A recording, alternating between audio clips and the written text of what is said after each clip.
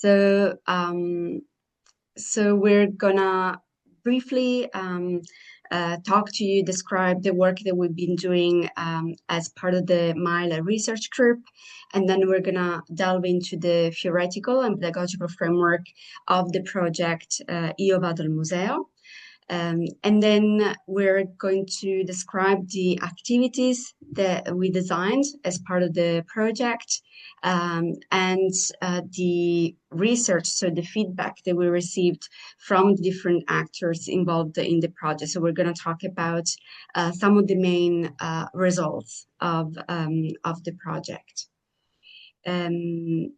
So again, as part of the MILE research group, we've been researching since 2020 the intersection, so the benefits of intersecting language and museum education. We worked with students from different cultural linguistic backgrounds.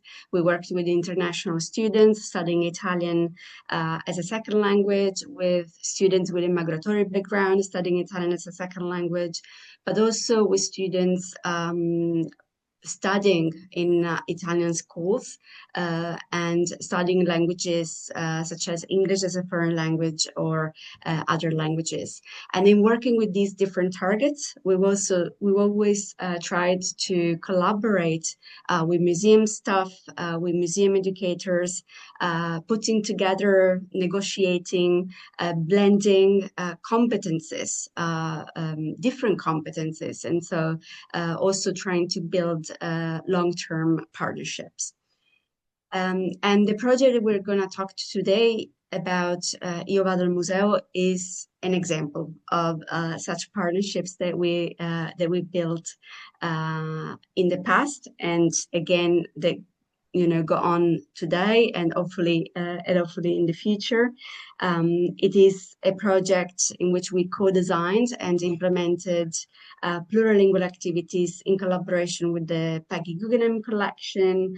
And these activities were aimed at promoting students' affective and cognitive engagement with works of art through the use of their full linguistic and cultural repertoire, with the aim of not only promoting their linguistic and content learning, but also their agency and socialization in the new community. And Michela Perrotta is going to talk to you about this project more fully in a second.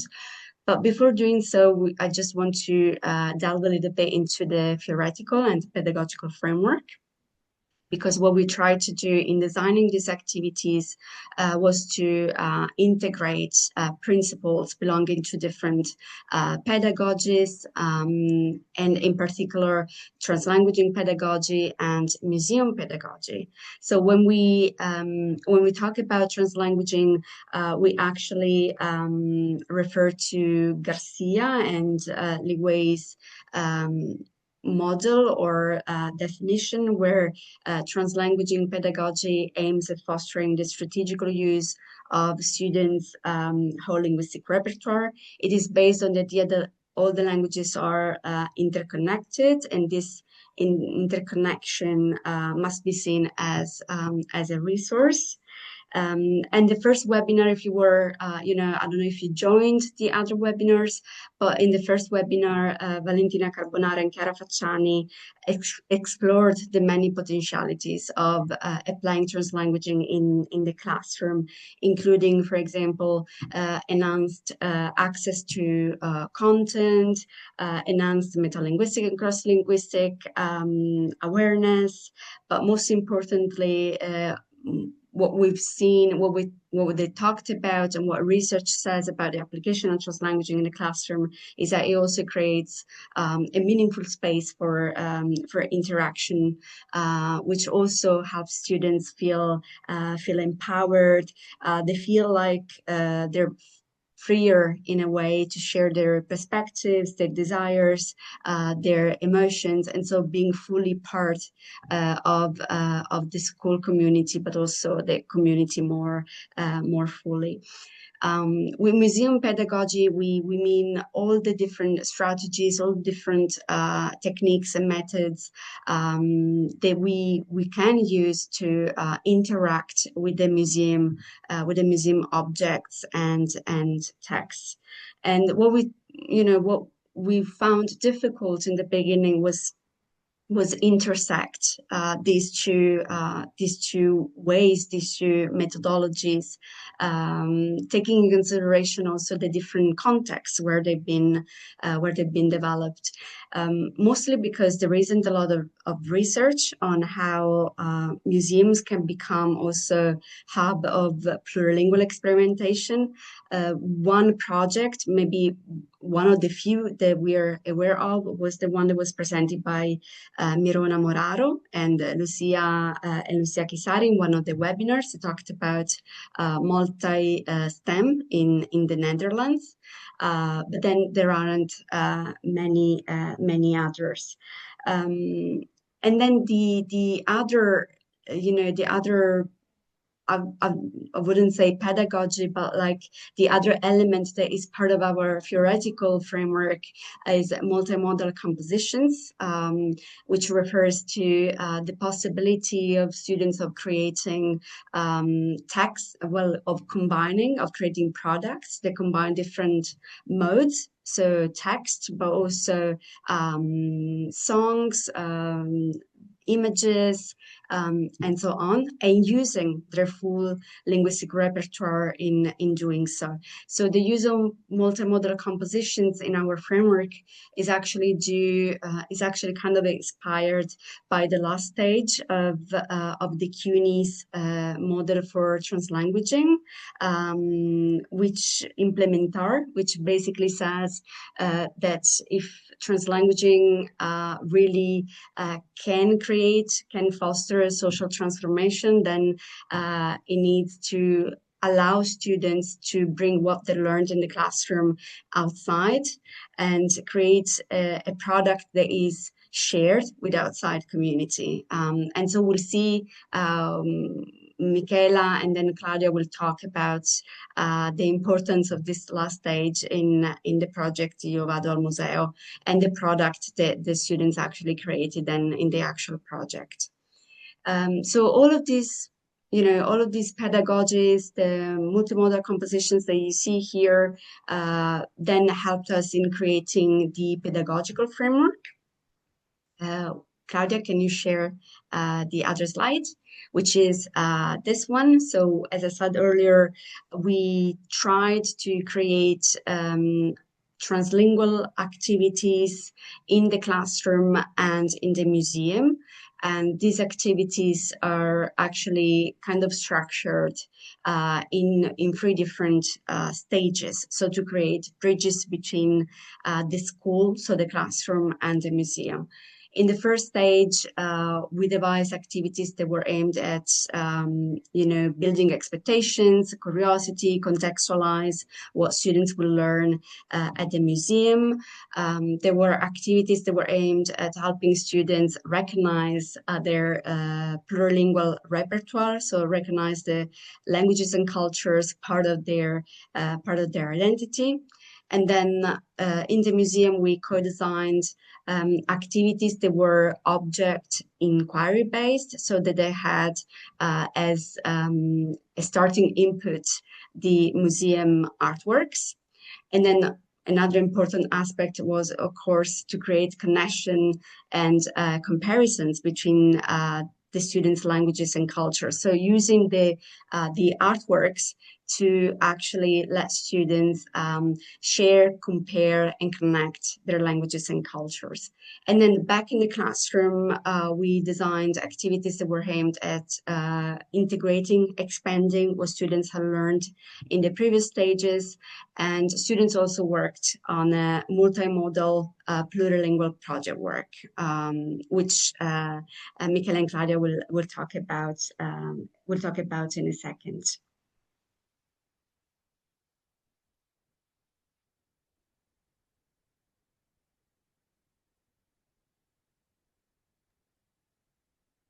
Thank you, Fabiana, and good afternoon, everyone. Thank you, Fabiana Fazzi and Claudia Meneghetti, for this invitation. My name is Michela Perrotta, and I am coordinator for school and public programs at the Peggy Guggenheim Collection. And I'd like to introduce the museum a little bit, like briefly, just to give you some backgrounds for my talk. Maybe you guys already know that Peggy Guggenheim Collection is part of the Solomon R. Guggenheim Foundation in New York, and is one of the most important museums of modern art located in Venice. It comprises masterpieces made by artists with different origins, such as artists from Central Europe, East Europe, South and Central and North America, and was created by Peggy Guggenheim, who was a collector and patron of the art, well known for her collection. Which included not only just masterpieces by Pablo Picasso, Vasily Kandinsky, Gino Severini, Umberto Boccioni, René Magritte, but also other works which are non-Western objects. So starting from that collection that Peggy Guggenheim moved in 1949 in Venice, when she she moved to Palazzo Venier dei Leoni, which is the venue of the museum you can see on your left. She lived for 30 years until her death. And then after her death, the former house of Peggy Guggenheim became also like the museum, which is still open to the public. Actually, I wanted to show you this quote by Peggy Guggenheim because the first press release for the opening of her New York gallery, Art of this Century, read, "Opening this gallery and this collection to the public during a time when people are fighting for their lives and freedom is a responsibility of which I am fully conscious. This undertaking will serve its purpose not only if it succeed in serving the future instead of recording the past," which is a quote that we, as the education department, but as a museum, we still remember every time we think about new activities, in particular educational programs. Also, another famous quote by Peggy Guggenheim is, "I'm not a collector, I'm a museum." So we can state that the audience enjoyment of her collection and the museum educational role are at the core of the museum very creation. But today I have to introduce to you Io Vado al Museo, which is one of our permanent educational program, is actually an ongoing initiative. And this program, Io Vado al Museo, was launched in 2020, so was conceived to promote social inclusion through educational activities for individuals with migratory backgrounds. So you can see that the title of the program is Io Vado al Museo, but you can see that you can call the program as you wish based on your mother tongue. So also because we believe that this program is based on the idea that every language, so every culture and every creative and artistic practice has the same value and the same importance. The audience of the program are mainly individuals learning Italian. So as Fabiana was mentioning, young people or adults enrolled in local schools for adults, as well as those affiliated with the third sector organization, social cooperative, association, or first line reception center. Also because like I work in the education department, and we want to engage more and more local people, including people with migratory background, which who are part of our society, especially in Venice and in mainland. But actually, why at the museum?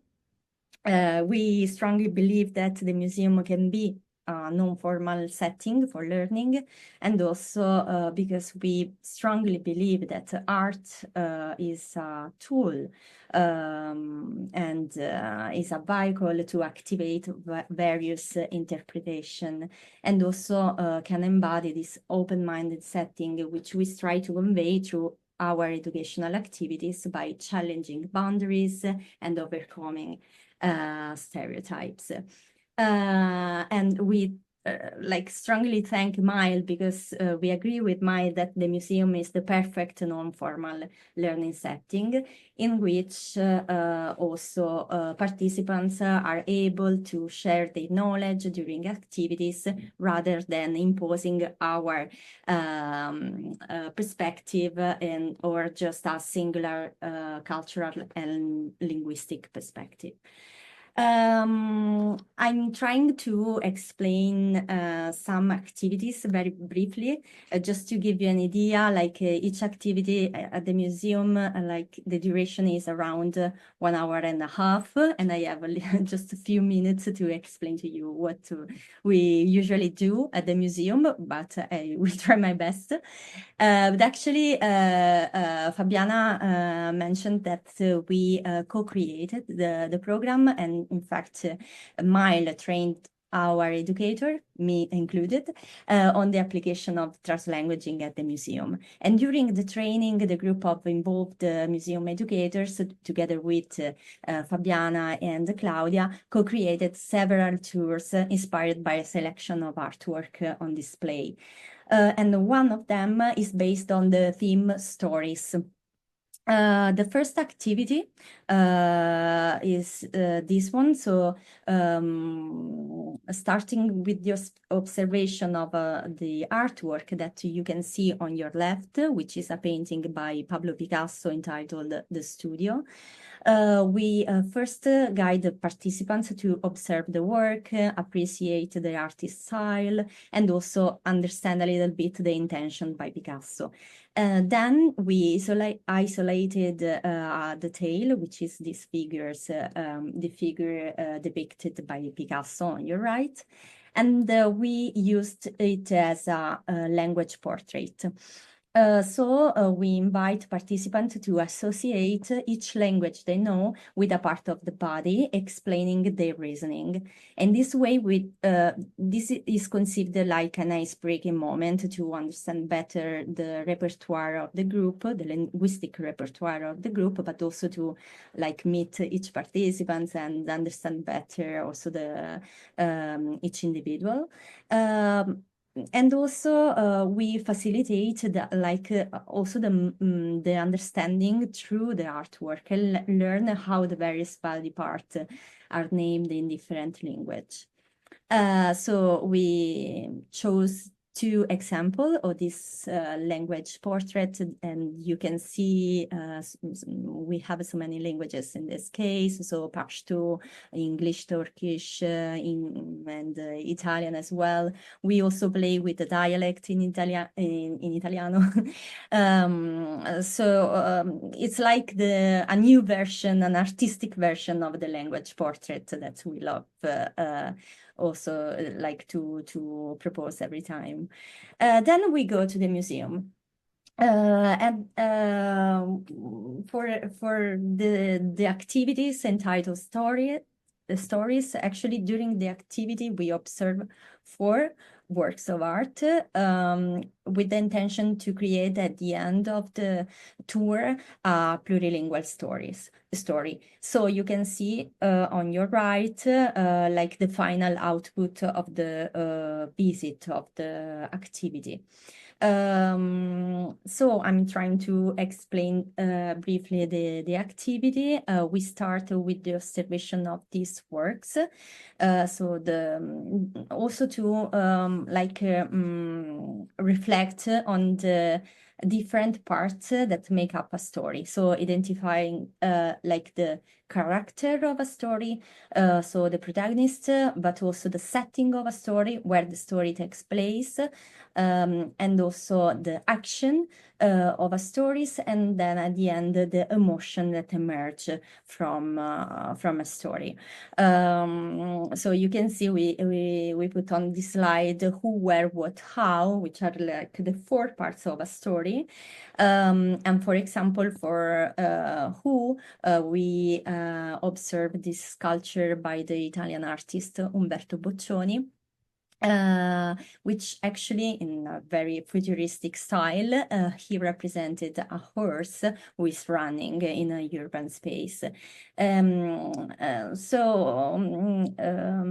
Each person in front of this work think about a story that features, for example, a horse or another animal, and observing the artwork and explaining what it is, we invite participants to think about stories from their own heritage, or that they might know from their parents' storytelling. And so we encourage the interaction in front of a work of art reflecting on possible character of the plurilingual story, which would be at the end the output of the activity. The same in front of this, the second painting by Vasily Kandinsky, which is a landscape, like we are through the mountains in Austria. So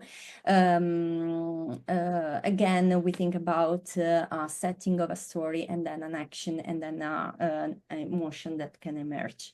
At the end, we have this story. The first sentence is written in Italian. C'era una volta, which means once upon a time, and then all the participants put something in their mother tongue, creating this output, the plurilingual output, which is not in our educational activities. Actually, always it's not important like having a beautiful output. The important thing is the process, no? So what happens during the observation of art, and also the interaction and the discussion and the writing. So the end, yes, we have an output at the end of the activity at the museum, but what are we interested in is the process. So you can find here some pictures of this discussion, and also, for example, in the second picture, you can see that they wrote montagna, which means mountain, in different languages, and then there is this intercultural and interlinguistic interaction among the participants. And almost 2 years ago, we had this output we are very proud of, is the podcast entitled C'era una volta, again, Once Upon a Time. These 4 works that I just presented in the Peggy Guggenheim Collection inspired 4 stories told by people with migratory backgrounds that were learning Italian. And so the participants who were students from the Center for Adult Education in Venice, they came to the museum, they joined the activities at the museum, they observed the works, and then they created with their professor, their teachers, this plurilingual stories. So to understand better, actually, you can scan the QR code on your right, and you can listen to the story, which were recorded at the Ca Foscari radio studios. So it was this moment very emotional with all the students at the radio studio recording their stories. And you can listen the story. Actually, they are narrated in Italian, but some parts of the story are narrated in their mother tongue. So we had a lot of fun also listening to some parts of the story in Pashto, Arabic, and also dialect. You can also listen to my voice in Napolitan, which is really funny. I pass the mic to my colleague Claudia. Hello, everybody. I'm here again with you, and I'm very happy to share this project we are really proud of. Michela and Fabiana already told that, but I wanted to say the same because I think we are really proud about it. And what I would like to do with you today is to talk a little bit, as Fabiana mentioned before, to talk about the study and the data we collected in the past years. So just to give you a few information about the study, this is an exploratory research, and we had two main research questions. One was related to the perception of the actors involved in the project, and with actors I mean teachers, students, and also museum educators. And regarding the methodology we used and the museum as a non-formal environment. And then the second question was about the perceived impact of the actors involved again in this project. Just a few words about the study design. We decided to use a critical ethnography approach, employing a variety of methods and instruments which are typical in this approach, which are basically field notes, audio recording, diaries, semi-structured interviews, questionnaires, and focus group, etc. As for the data analysis, we used a content analysis and a thematic coding. And we were supporting in doing that by the application MaxQDA 24. A few words also to better understand the context. Michela explained better the part for the museum and explain how is the Peggy Guggenheim Collection. But I wanted to spend a few words to talk about the CPA of Venice, which is the school who work with us in this project. And CPA in Italia stands for Provincial Centers for Adult Education and Training. And basically they are a state school, and in this school foreign citizens can learn Italian as a second language, and also can get other services or activities. Students over 16 years old of age can enroll. And specifically for the School of Venice, there are two main areas for education. The first one is courses for Italian as a second language, as I taught a few minutes ago. This courses last one academic year, and classes are twice per week. And the other area is the middle school diploma. Again, one academic year, but classes are every day. And in Italian, we call them terza media, which is basically the final exam they have to get for the middle school diploma. And then, as Michela said, also, we have another partner for this project, which is Radio Ca Foscari, and you can understand by the name that Radio Ca Foscari is, of course, the radio of our university. About the participants, so we have participants from the different contexts, and we have, for the museum, we have the coordinator, Michela, who is here with us today. And then we also had in the project two educators. Then we had the coordinator of the radio, and for the school, we have 4 teachers 3 teachers were teacher of Italian as a second language, and another one was an English teacher in the Terza Media diploma. And we also had 4 groups of students, and 2 groups were students attending an Italian L2 courses level A1, A2, and they were aged 23 to 65 years old. And then we had 1 group from another Italian L2 course, but this one was a B1 level, and the age here was 21 to 69. And then we had a group from the Terza Media, and the level here was a mix, because there were students from the A2 level to the B2 level, and the age here was 16, 19. I'm trying to give you a few data now about the perceived impact on the students we collected during this project.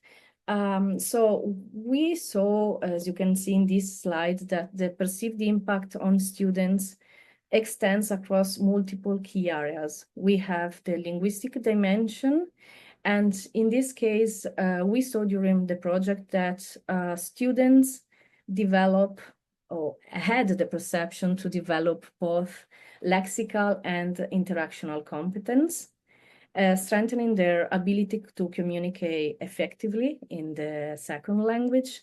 On the personal level, they experience empowerment, greater self-expression, and a sense of legitimization.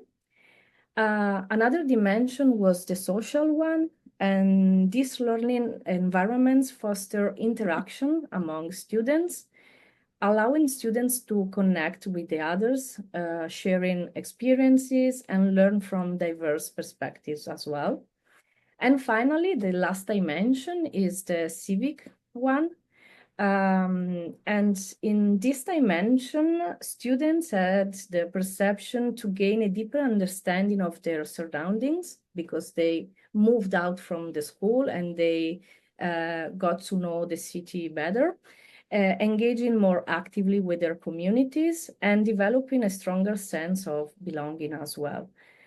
What I would like to do now is to share with you a few quotes from the students, just to give a better idea about these 4 dimensions. And I would like to start with the linguistic one. As you can see in the first excerpt, I decided to leave them in Italian, because this is the Italian we used in the focus group, which is not a correct Italian, because they are still in the process to learn the language. So I decided to keep the excerpt in Italian, but I'll try to translate them to you in English. And if you want to learn Italian, you can also use as a way to start with your first class of Italian as well. So as you can read in the first excerpt, Asha said, we were talking here in the focus group about what was happening during the workshop in the museum and in the classroom as well. And what she's saying is that she felt it motivated to speak during this workshop, because usually in class they do not speak a lot. They listen more, but they do not try to speak. But then in the museum, they had this feeling they wanted to try to speak more, to share their perspective. And so the other students said, "See, yes, you're right. We speak in this context." And another student had, "This is not important to speak correctly, to say it correctly. What was important was to talk, to share emotion, to share feelings, etc."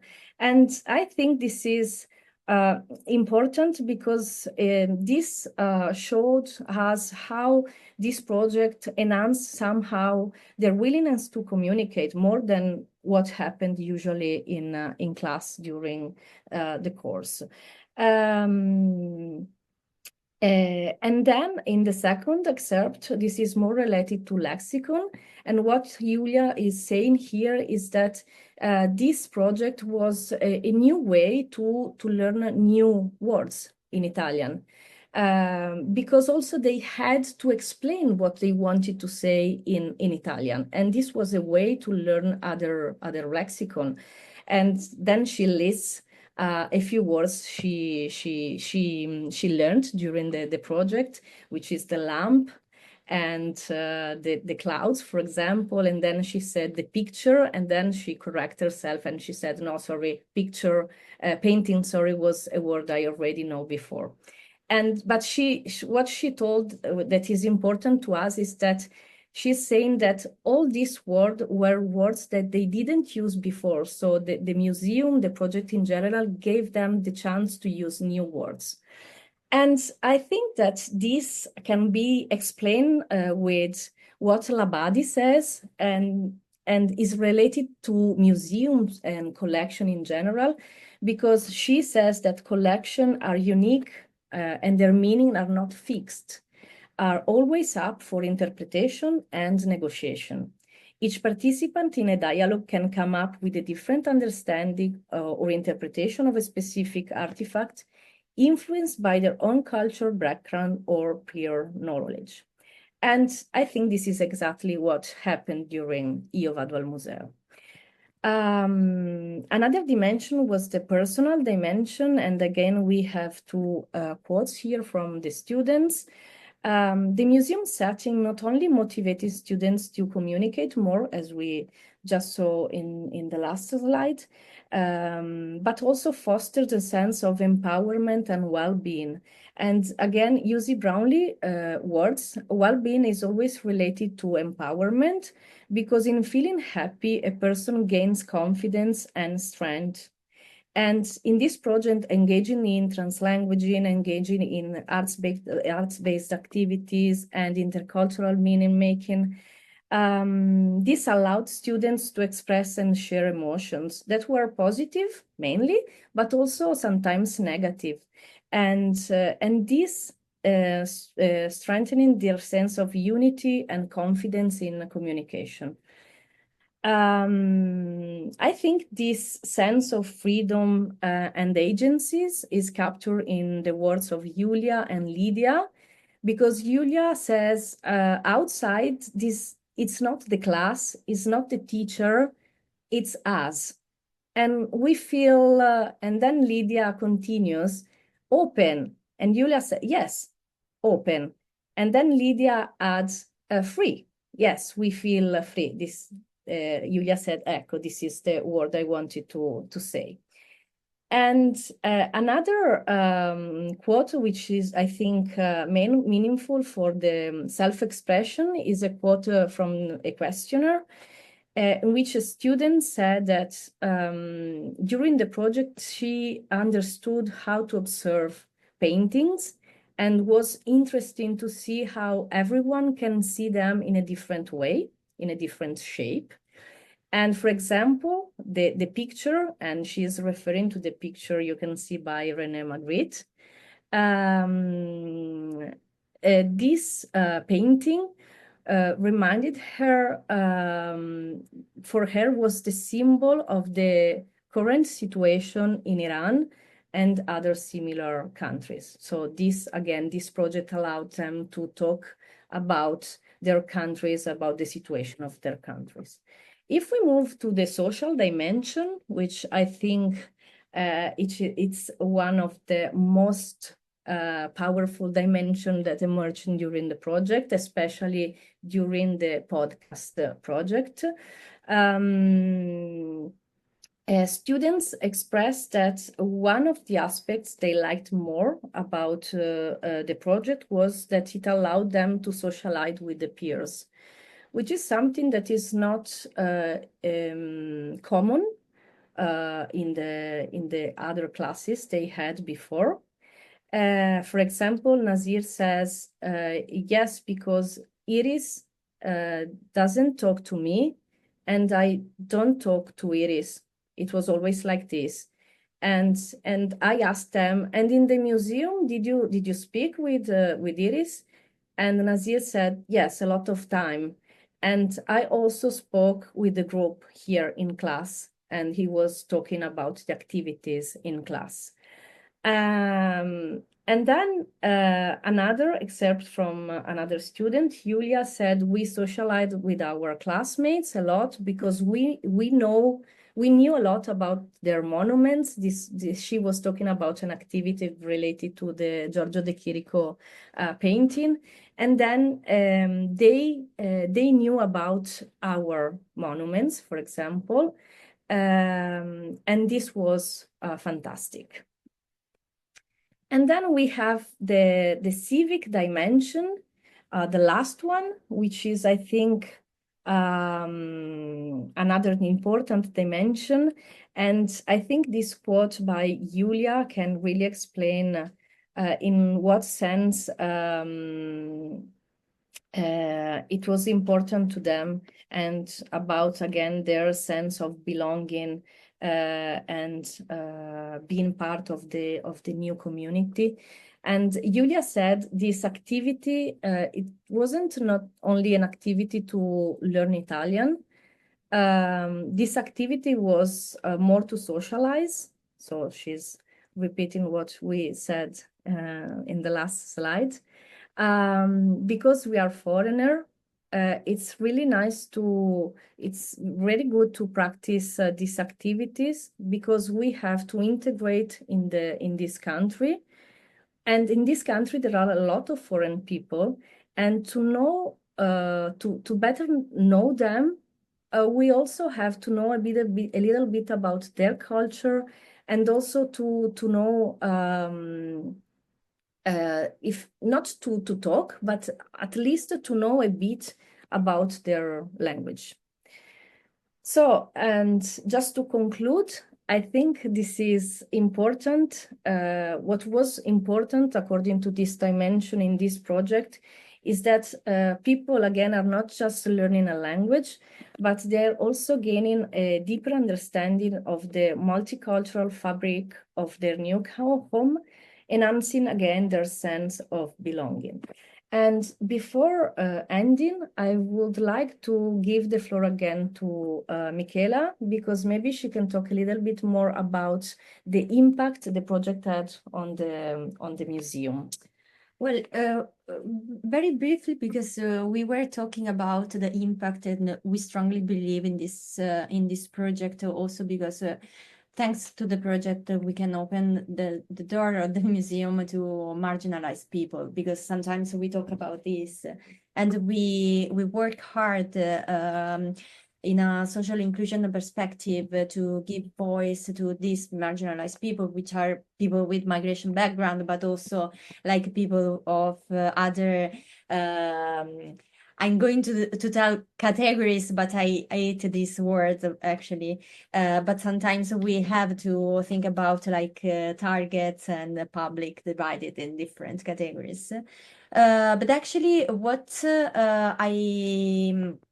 I think that is very important to mention right now, it's also this paradigm shift, because as I mentioned before, the Peggy Guggenheim Collection is part of this constellation of international museums. So sometimes we introduce ourselves as a museum, an international foundation. And after like several years that we proposed Io Vado al Museo to the public, actually we found ourselves as a multicultural museum, which means that thanks to this program, actually we think that art can facilitate these intercultural encounters, but also makes the multicultural society visible. So also our director, our colleagues, when Io Vado al Museo is ongoing at the museum, we see our society, the multicultural society. We listen to different languages. We see a piece of our society which is actually multicultural. We cannot avoid this. And as a public space, I think that also the museum can be can help to make the new society, the contemporary society, visible in our space. So we love also to introduce ourselves now as a multicultural museum, because we actually are. And also we realized, thanks to the program, that also our staff is a multicultural. Sometimes it's like easier to present our stuff as international, but I prefer this idea of a multicultural institution. This is very important because sometimes the education department of a museum think about a project which has no impact on an internal perspective, but Io Vado al Museo works also on this side. So that's it.